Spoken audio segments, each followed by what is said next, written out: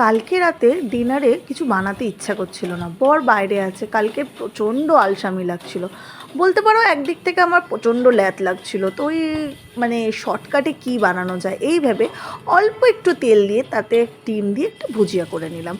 একদম শর্টকাটের খাবার, কিন্তু কালকে মানে রেসিপিটা দেখো, আশা করছি তোমাদের ভালো লাগবে। তারপরে একটুখানি তেল দিয়ে তাতে ডুমো ডুমো করে কেটে রাখা আলু দিয়ে সেটাকে ভালো করে ফ্রাই করলাম, একদম যেটাকে বলে ভালো করে ফ্রাই, মানে ভালো করে ফ্রাই, মানে ফ্রাই করতে করতেই ওটা প্রায় তোমার 70%-এর মতন কুক হয়ে যাবে, এতটা ভালো করে ফ্রাই করতে হবে। তার মধ্যে পেঁয়াজ কুচি দিলাম, বেশি না, ছোটো ছোটো দুটো মিডিয়াম সাইজের পেঁয়াজ কুচি। তারপরে দেখলাম ফ্রিজে এক টুকরো মতন চিকেন ছিল। চিকেনটা সাধারণত আমি একটুখানি সলিড পিসগুলো রেখে দিই টুকিটাকে যদি কিছু রান্না করতে হয়। তো এই চিকেনটাকে ছোটো ছোটো করে টুকরো করে কেটে দিয়ে দিলাম ওর মধ্যে। তারপরে একটা টমেটো কেটে দিয়ে দিলাম তার সাথে কাঁচা লঙ্কা। ঝালটা তোমরা তোমাদের মনের মতন করে দিতে পারো। আমি খুব একটা ঝাল দিইনি, কিন্তু যেটা দিয়েছিলাম সেটা মানে ভালোই লেগেছিলো, কারণ আমার মেয়েও খাবে। আমার বর যেহেতু বাইরে আছে, আমি আর মেয়ে দুজনের জন্যই ডিনারটা করেছিলাম। তো যাই হোক, তার সাথে দিলাম 1 চামচের মতন, 1 চামচও ঠিক না, 1 চামচেরও কম আদা রসুন বাটা।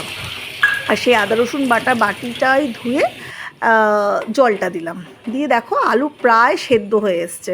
এরকমভাবে ভাজতে হবে। এর মধ্যে আমি দিয়েছি শুধু নুন আর হলুদ, আর অন্য কোনো মশলা না, শুধু এই নুন হলুদ দিয়েই খালি ফ্রাই করেছি।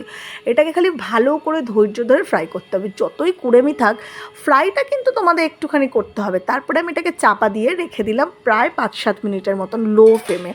একদম আঁচটাকে লো করে রেখে দিতে হবে। ততক্ষণে বাকি এদিক ওদিক কাজ করে নিতে পারো। আমার তো একটুখানি ল্যাদ লাগছিলো বলে ততক্ষণ ওইটা চাপা দিয়ে একটুখানি রেস্ট নিয়ে নিলাম, একটু ফোন ঘিরে ঘাটাঘাটি করে নিলাম।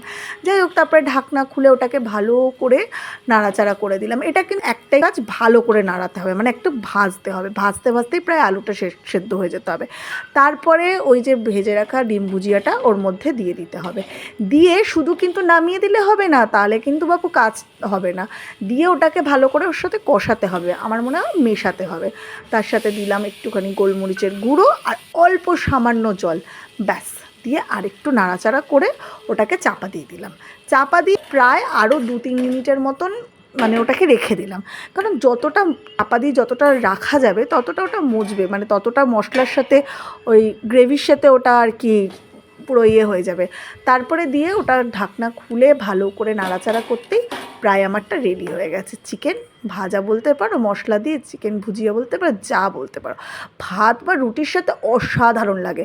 কেমন হলো রেসিপিটা জানাতে কিন্তু ভুলো না। টাটা।